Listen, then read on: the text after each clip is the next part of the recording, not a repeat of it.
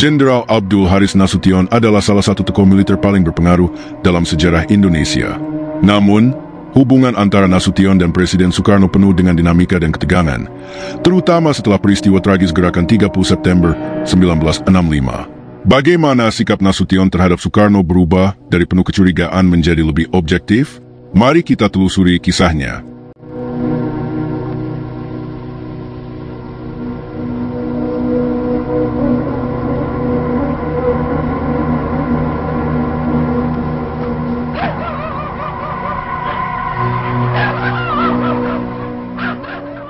Hubungan antara Jenderal Abdul Haris Nasution dan Presiden Soekarno merupakan salah satu dinamika politik dan militer yang paling menarik dalam sejarah Indonesia. Keduanya merupakan tokoh besar yang memainkan peran penting dalam mempertahankan dan membangun negara setelah kemerdekaan, namun memiliki perbedaan visi yang mendasar terkait arah politik nasional. Sejak awal, Nasution dan Soekarno berasal dari dua latar belakang pemikiran yang berbeda. Soekarno adalah seorang nasionalis sejati yang mengusung konsep persatuan dengan mencoba mengakomodasi berbagai ideologi besar yang berkembang di Indonesia, termasuk nasionalisme, agama, dan komunisme (Nasakom). Sebaliknya, Nasution, sebagai perwira militer, melihat PKI sebagai ancaman serius bagi stabilitas negara dan integrasi nasional, terutama setelah peristiwa pemberontakan Madiun tahun 1948 yang melibatkan PKI dalam aksi bersenjata melawan pemerintah. Nasution memiliki kedekatan dengan kelompok anti-komunis, terutama dari kalangan Islam dan militer. Ia dikenal memiliki hubungan baik dengan tokoh-tokoh dari Masyumi dan Nahdlatul Ulama, NU, dua organisasi Islam terbesar di Indonesia. Masyumi, yang dibubarkan oleh Soekarno pada tahun 1960 karena dianggap terlibat dalam pemberontakan PRRI Permesta, merupakan partai politik yang berseberangan dengan kebijakan-kebijakan Soekarno, terutama dalam hal kedekatannya dengan PKI. Sementara itu, NU, yang awalnya juga menolak PKI, kemudian bersikap lebih moderat dalam menghadapi dinamika politik pada masa itu. Pada 5 Juli 1959, Soekarno mengeluarkan dekret presiden yang membubarkan sistem demokrasi parlementer dan menggantinya dengan demokrasi terpimpin. Langkah ini memberikan Soekarno kekuasaan yang lebih besar dan melemahkan peran partai politik. Dengan sistem ini, PKI mulai mendapatkan ruang lebih luas dalam politik nasional, sementara peran oposisi, termasuk militer, semakin dibatasi. Nasution sebagai Kepala Staf Angkatan Darat pada saat itu melihat kebijakan Soekarno ini dengan penuh kewaspadaan. Militer, khususnya Angkatan Darat, semakin khawatir bahwa PKI akan memanfaatkan situasi ini untuk memperluas pengaruhnya hingga ke dalam institusi militer dan pemerintahan. Kekhawatiran ini bukan tanpa dasar, karena PKI secara terbuka mendukung program-program Soekarno dan terus menguat sebagai salah satu kekuatan politik terbesar di Indonesia. PKI juga mulai mengusulkan ide agar angkatan bersenjata lebih didemokratisasi melalui konsep angkatan kelima, yakni usulan untuk mempersenjatai buruh dan tani. Bagi Nasution dan jajaran militer lainnya, ini adalah ancaman serius yang bisa mengarah pada skenario seperti yang terjadi di Cina saat revolusi komunis Mao Zedong. Ketegangan antara Nasution dan Soekarno juga terlihat dalam berbagai kebijakan strategis, terutama dalam penanganan pemberontakan. 1. Pemberontakan DIT. Pemberontakan Darul Islam Tentara Islam Indonesia yang berlangsung di beberapa wilayah Indonesia ditangani dengan pendekatan militer oleh Nasution. Soekarno, di sisi lain, seringkali mengutamakan pendekatan politik untuk mengatasi pemberontakan ini. Nasution dan jajaran militer menilai bahwa pendekatan yang lebih keras diperlukan untuk menumpas pemberontakan ini yang dianggap sebagai ancaman terhadap kedaulatan negara. 2. Pemberontakan PRRI Permesta. Pada akhir tahun 1950-an, terjadi pemberontakan oleh kelompok PRRI Permesta, yang sebagian besar terdiri dari tokoh-tokoh militer dan politik yang kecewa terhadap kebijakan Soekarno yang semakin otoriter. Nasution memainkan peran utama dalam operasi militer untuk menumpas pemberontakan ini, meskipun ia juga memahami bahwa banyak di antara pemberontak adalah tokoh-tokoh yang sebenarnya masih loyal kepada negara, tetapi tidak setuju dengan arah politik Soekarno. Konflik ini semakin memperburuk hubungan antara Nasution dan Soekarno, terutama karena Soekarno mencurigai bahwa banyak perwira militer memiliki simpati terhadap kelompok pemberontak. Di tengah memanasnya persaingan antara militer dan PKI, muncul spekulasi bahwa Soekarno, dengan dorongan dari kelompok pro-komunis, mulai mempertimbangkan restrukturisasi militer yang dapat menggeser perwira-perwira yang anti-PKI, termasuk Nasution. Beberapa langkah yang memperkuat dugaan ini. 1. Penonaktifan Nasution sebagai KSAD pada tahun 1962. Pada tahun 1962, Soekarno mencopot Nasution dari jabatan Kepala Staf Angkatan Darat atau KSAD dan menggantikannya dengan Ahmad Yani, seorang jenderal yang juga anti-komunis tetapi lebih dekat dengan Soekarno.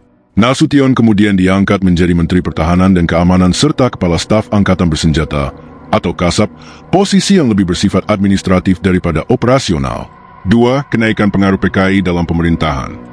Pada saat yang sama, PKI semakin aktif dalam membentuk opini bahwa Angkatan Darat, khususnya perwira seperti Nasution, memiliki kecenderungan untuk melakukan kudeta terhadap pemerintahan Soekarno. PKI juga mendukung gerakan Soekarno untuk memperkuat kekuasaannya dengan mengurangi peran militer dalam politik. 3. Upaya penghapusan duifungsi militer. Nasution adalah arsitek dari konsep duifungsi militer yang menyatakan bahwa TNI tidak hanya bertugas dalam bidang pertahanan, tetapi juga dalam politik dan pembangunan nasional. PKI menentang gagasan ini karena mereka ingin membatasi peran militer dalam politik yang dianggap sebagai penghalang bagi pengaruh mereka.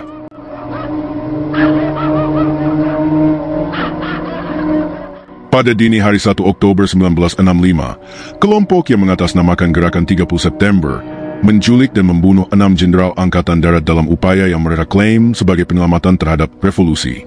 Nasution menjadi salah satu target utama operasi tersebut, tetapi ia berhasil lolos meski mengalami luka-luka.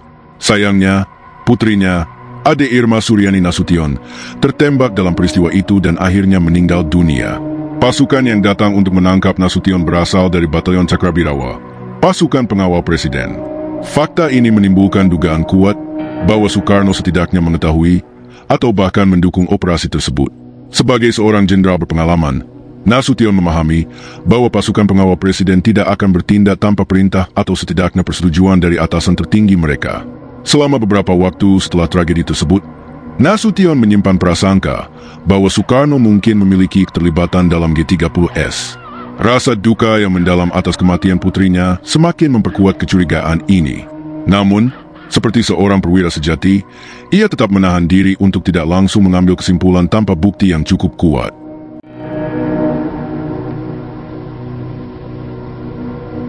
Peristiwa Gerakan 30 September 1965 merupakan titik balik dalam sejarah Indonesia yang penuh dengan intrik politik dan manipulasi kekuasaan.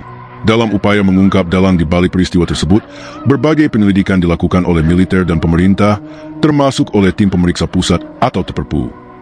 Tim ini bertugas menelusuri fakta-fakta yang melingkupi peristiwa tragis itu, menginterogasi saksi-saksi, serta mengumpulkan bukti yang dapat mengungkap siapa yang bertanggung jawab atas penculikan dan pembunuhan para perwira tinggi Angkatan Darat. Nasution, yang saat itu masih berpengaruh besar di lingkungan militer, turut berperan aktif dalam upaya penyelidikan. Mengingat dirinya adalah salah satu target utama operasi G30S, ia memiliki kepentingan pribadi dan profesional untuk memahami apa yang sebenarnya terjadi pada malam itu. Awalnya, Nasution meyakini bahwa Soekarno mungkin terlibat atau setidaknya mengetahui rencana tersebut, terutama karena pasukan yang menjemputnya berasal dari Cakrabirawa, satuan elit pengawal presiden. Fakta ini menjadi alasan utama bagi Nasution untuk curiga bahwa Soekarno memiliki keterlibatan langsung atau setidaknya memberikan restu terhadap aksi tersebut. Namun, seiring waktu dan semakin banyaknya informasi yang dikumpulkan, kecurigaan tersebut mulai melemah. Nasution secara pribadi melakukan interogasi terhadap beberapa pelaku yang tertangkap, termasuk anggota Cakrabirawa dan pihak-pihak yang memiliki keterkaitan dengan operasi tersebut. Dalam proses ini, ia menemukan bahwa beberapa pelaku bahkan tidak mengetahui sepenuhnya skala operasi yang sedang mereka jalankan.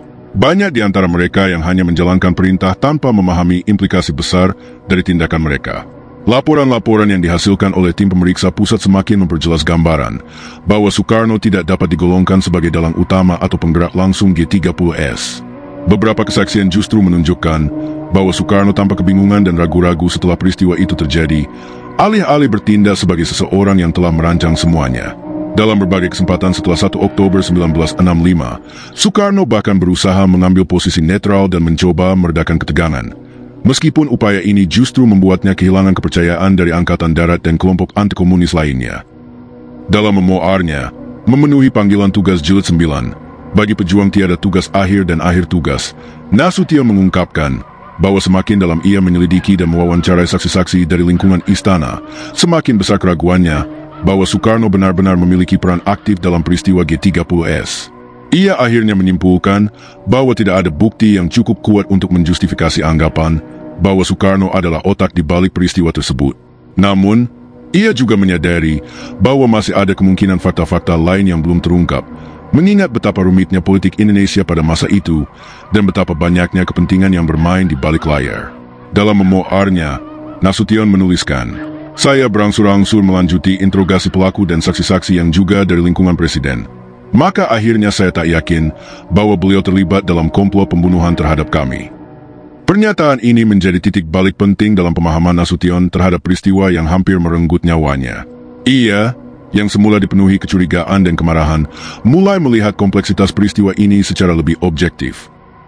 Mendekati kebenaran antara fakta dan politik. Proses penyelidikan yang dilakukan oleh Nasution dan pihak militer pada akhirnya tidak hanya bersifat hukum, tetapi juga politis. Setelah peristiwa G30S, kondisi politik Indonesia mengalami perubahan besar. Militer, khususnya Angkatan Darat yang dipimpin oleh Mayor Jenderal Soeharto, semakin menguat dan secara bertahap mengambil alih kekuasaan dari Soekarno. Dalam situasi ini, Nasution juga harus menavigasi posisinya dengan hati-hati.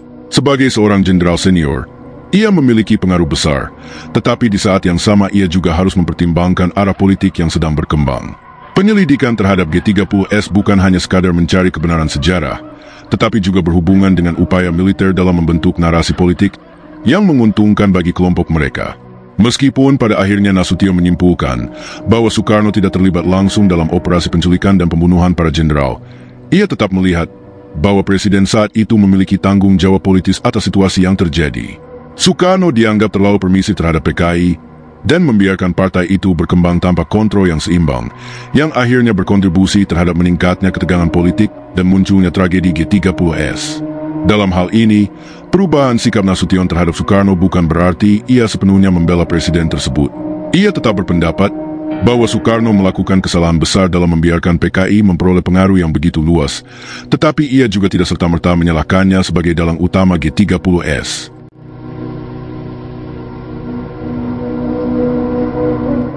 Perubahan cara pandang Nasution terhadap Soekarno memiliki dampak yang cukup signifikan, baik dalam konteks sejarah maupun dalam cara masyarakat memahami peristiwa G30S. 1. Pergeseran narasi sejarah. Dengan mengakui bahwa tidak ada bukti kuat yang menunjukkan Soekarno sebagai dalang utama, Nasution secara tidak langsung menantang beberapa narasi yang berkembang di kemudian hari. Dalam rezim Orde Baru, Soekarno kerap digambarkan sebagai sosok yang lemah dan terlalu dekat dengan PKI, tetapi pernyataan Nasution menunjukkan bahwa kelibatan Soekarno dalam G30S tidaklah sejelas yang sering digambarkan dalam propaganda resmi Orde Baru.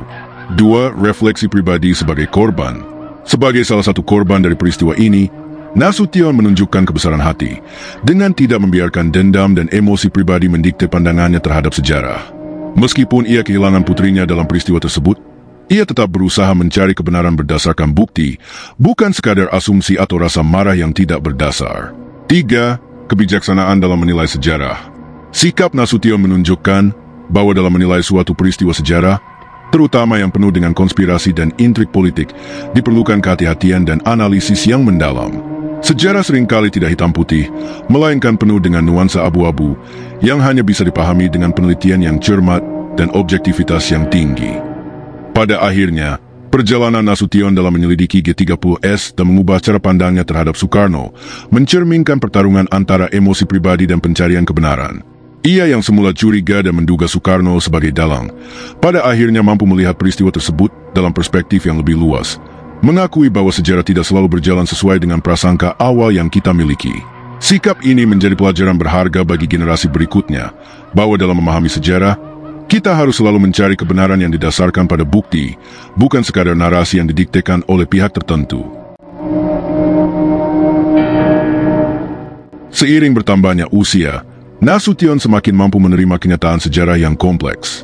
Sebagai seorang tokoh militer, ia tetap dikenal sebagai sosok yang teguh menentang komunisme dan mempertahankan ideologi anti-PKI. Namun, dalam konteks G30S, ia akhirnya memilih untuk lebih objektif dalam menilai peran Soekarno. Sikap ini mencerminkan kedewasaan dan kebijaksanaan seorang pemimpin. Nasution tidak membiarkan dendam pribadi dan luka batin mengaburkan pandangannya terhadap sejarah. Meskipun ia adalah salah satu korban langsung dari peristiwa tragis itu, ia tetap berusaha mencari kebenaran berdasarkan fakta, bukan emosi. Keputusan untuk tidak terus-menerus menyalahkan Soekarno juga menunjukkan bahwa Nasution memahami kompleksitas politik dan kekuasaan di Indonesia saat itu. Soekarno mungkin bukan dalang utama, tetapi ia tetap bertanggung jawab secara politis karena membiarkan PKI berkembang begitu pesat di bawah rezimnya. Di masa tuanya, Nasution lebih banyak menghabiskan waktu dalam kegiatan keagamaan dan menulis memoir untuk mendokumentasikan perjalanan hidupnya. Ia tetap dihormati sebagai seorang pejuang dan pemikir militer, tetapi juga sebagai seseorang yang mampu berdamai dengan masa lalunya. Perjalanan Nasution dari kecurigaan ke keseimbangan mengajarkan kita pentingnya memahami sejarah dengan kepala dingin dan hati yang jernih. Sejarah tidak selalu hitam putih, tetapi penuh dengan nuansa yang harus dikaji secara objektif. Pada akhirnya, Nasution berhasil melepaskan beban prasangka yang menghantuinya dan memilih untuk melanjutkan hidup dengan lebih damai. Meskipun tragedi G30S meninggalkan luka yang mendalam, ia tidak membiarkan luka itu membentuk pandangan sejarahnya secara sepihak. Sikap ini menjadi warisan berharga bagi generasi berikutnya dalam memahami sejarah Indonesia secara lebih jernih dan seimbang. Bagaimana menurut kalian tentang perubahan sikap Nasution terhadap Soekarno? Apakah ini memberikan perspektif baru dalam memahami G30S? Jangan lupa tinggalkan komentar, like dan subscribe untuk mendapatkan video sejarah menarik lainnya.